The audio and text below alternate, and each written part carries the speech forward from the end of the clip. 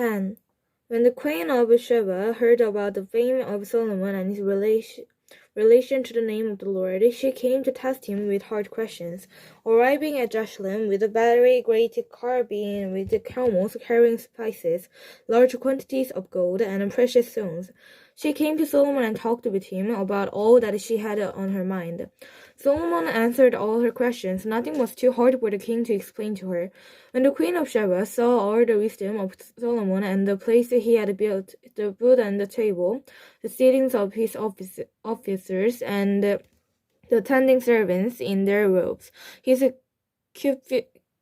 cupbearers, and the burnt offerings he made at the temple of the Lord, she was overwhelmed. She said to the king, "The report I heard in my own country about your achievements and your wisdom is true, but I did not believe these things until I came and saw with my own eyes indeed.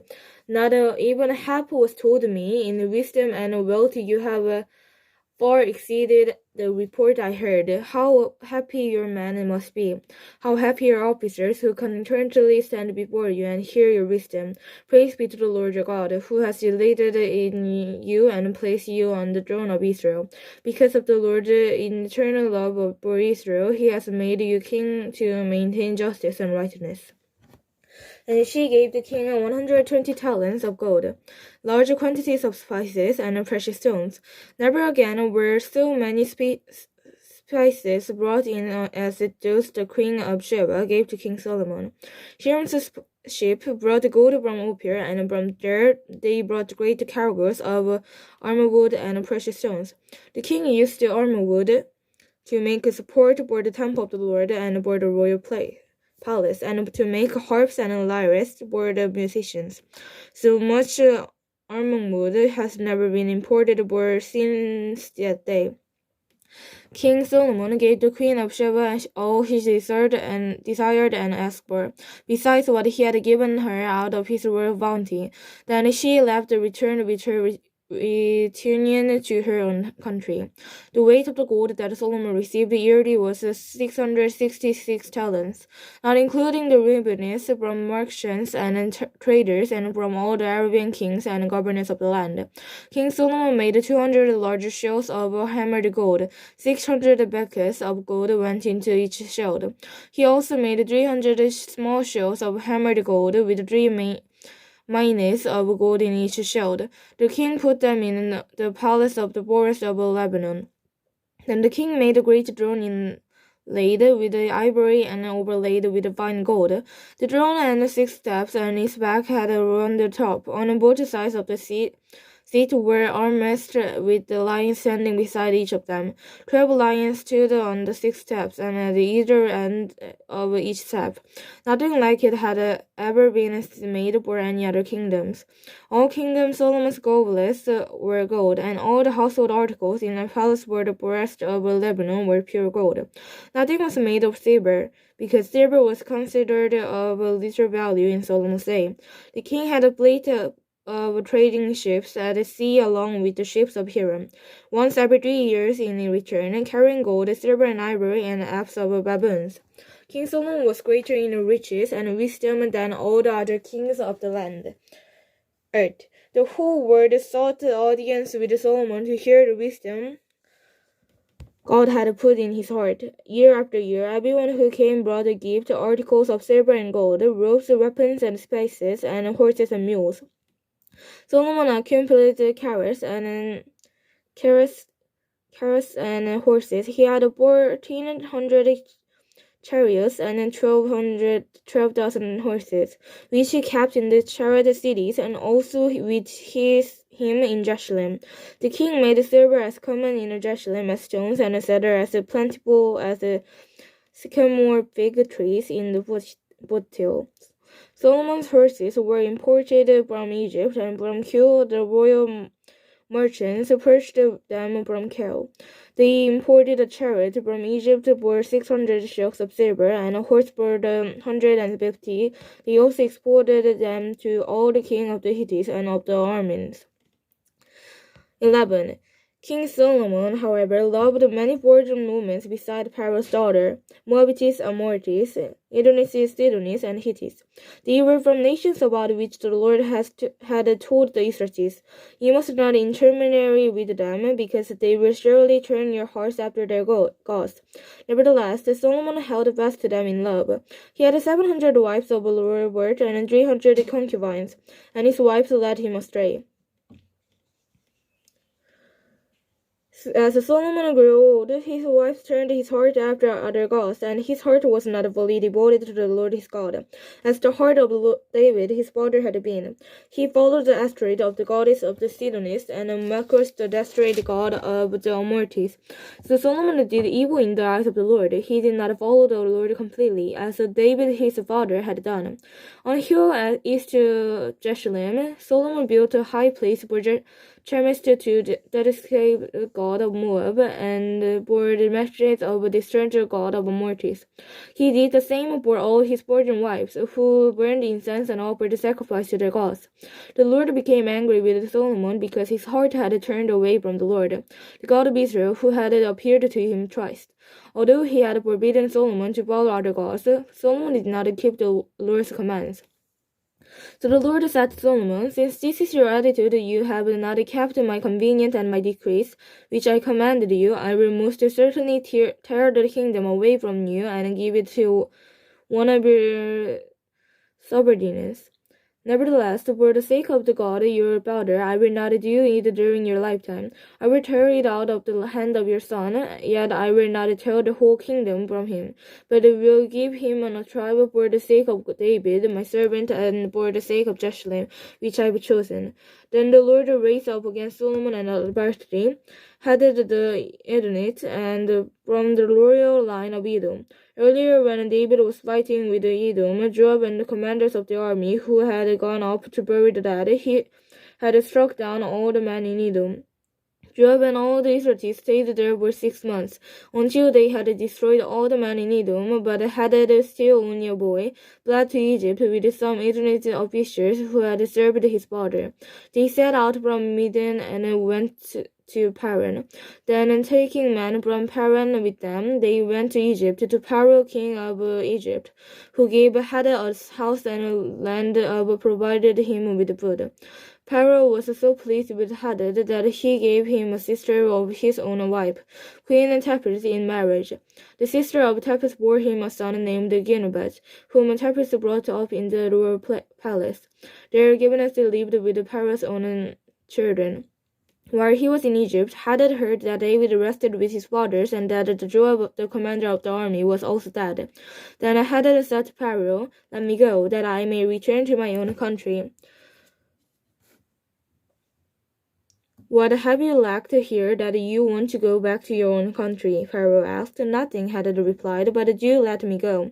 And God raised up against Solomon another adversary, Region, son of Adad, who had fled from his master, Hadad, king of Joab.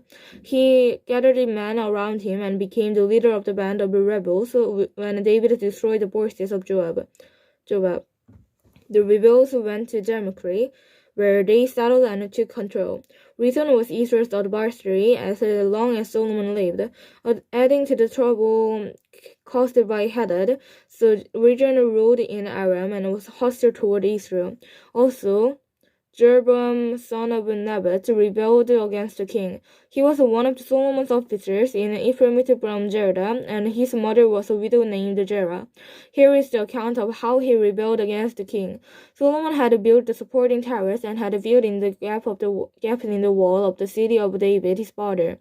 Now Jeroboam was a man of standing, and when Solomon saw how well the young man did his work, he put him in charge of the whole labor force of the house of Joseph.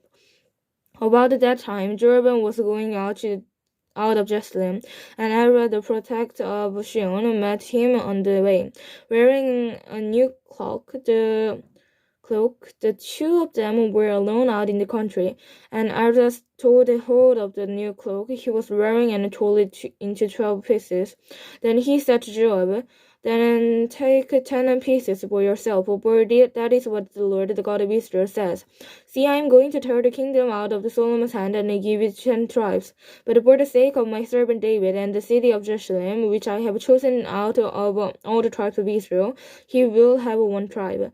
I will do this because they have forsaken me and worshipped Ashtoreth, the goddess of the Sidonians, Chemosh, the god of Moabites, and Melech, the god of Amorites, and have not walked in my ways, nor done what is right in my eyes, nor kept my statutes and laws as David, Solomon's father, did. But I will not take the whole kingdom out of Solomon's hand. I have made him ruler all the days of his life for the sake of David my servant, whom I chose and who observed my commands and statutes. I will take the kingdom from his son's hand and give it 10 tribes.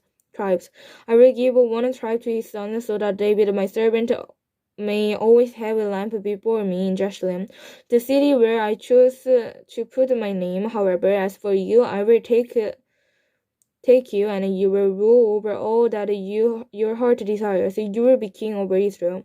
If you do whatever I command you, and walk in my ways, and do what is right in my eyes, by keeping my statutes and commands, as David my servant did, I will be with you. I will build you a dynasty as enduring as the one I built for David, and I will give Israel to you. I will humble David's descendants because of this, but not forever. Solomon tried to kill Jeroboam, but Jeroboam fled to Egypt to Shishked the king and stayed there until Solomon's death. As for the other events of Solomon's reign, all he did in the wisdom he did it displayed, or they are not written in the book of the annals of Solomon. Solomon reigned in Jerusalem over all Israel 40 years. Then he rested with his father and was buried in the city of David his father, and Rehoboam his son succeeded him as king. 12. Rehoboam went to Shechem, for all the Israelites had gone there to make him king. When Jeroboam son of Nebat heard this, he was still in Egypt, where he had fled from King Solomon. He returned from Egypt, so that they sent for Jeroboam, and he and the whole assembly of Israel went to Rehoboam and said to him, Your father put a heavy yoke on us, but not lightened the harsher labor on the heavy yoke and put on us, and we will serve you. Reuben answered, Go away for 3 days, and then come back to me. So the people went back. Then King Rehoboam consulted the elders who had served his father Solomon during his lifetime. How would you advise me to answer these people? He asked. They replied, If today you will be a servant to these people and serve them and give them a favorable answer, they will always be your servants. But Rehoboam rejected the advice of elders, gave him and consulted the young men who had grown up with him and were serving him. He asked them, What is your advice? How should we answer these people who say to me, Lighten the yoke your father put on us? The young man who had grown up with him replied, Tell these people who have said to you, Your father put a heavy yoke on us, but make our yoke lighter. Tell them, My little finger is thicker than my father's waist, but father laid on you a heavy yoke. I will make it even heavier. My father scorned the little whips. I will scourge you with the scorpions. 3 days later, Jeroboam and all the people returned to Rehoboam, as the king had said, Come back to me in 3 days. The king answered the people harshly, rejecting the advice given him by the elders. He followed the advice of the young man and said, My father made your yoke heavier. I will make it even heavier. My father scalded you with whips, and I will scourge you with scorpions. So the king did not listen to the people, for this turned to events from the Lord, to fulfill the word of the Lord has spoken to Joshua, son of Nebat through Asas and Shematis. When all the Israelites saw that the king refused to listen to them, they answered the king, What shall we have in David? What part in Jesse's son? To your tents, O Israel, look after your own house, O David. So the Israelites went home, but as for the Israelites who were living in the towns of Judah, Rehoboam still ruled over them. King Rehoboam sent out Adoniram, who was in charge of the forced labor, but all Israel stoned him to death. King Rehoboam, however, managed to get into his chariot and escape to Jerusalem. So Israel had been in rebellion against the house of David to this day. When all the Israelites heard that Jeroboam had returned, they sent to call him for the assembly and made him king over all Israel. Only the tribe of Judah remained royal in the house of David. When Reuben arrived in Jerusalem, he mustered the whole house of Judah and the tribe of Benjamin, 180,000 fighting men, to make war against the house of Israel to the regain the kingdom of Rehoboam, son of Solomon. But this word of God came to Shimon in the man of God. Say the Rehoboam, son of Solomon, king of Judah, to the whole house of Judah and Benjamin, and to the rest of the people. This is what the Lord says. Do not go off to fight against your brothers, the Israelites. Go home, every one of you, for this is my doing. So they obeyed the words of the Lord and went home again, as the Lord has ordered. Then Jeroboam fortified Shechem in the hill country of Ephraim and lived there. From there he went out and built up Phanos. Jeroboam thought to himself, for the kingdom will not likely revert to the house of David. If these people go up to offer sacrifices at the temple of the Lord in Jerusalem, they will again give their allegiance to their Lord, Rehoboam, king of Judah. They will kill me and return to King Rehoboam. After seeking advice, the king made 2 gold calves. He said to the people, It is too much for you to go up to Jerusalem. Here are your gods, O Israel, who brought you out of Egypt.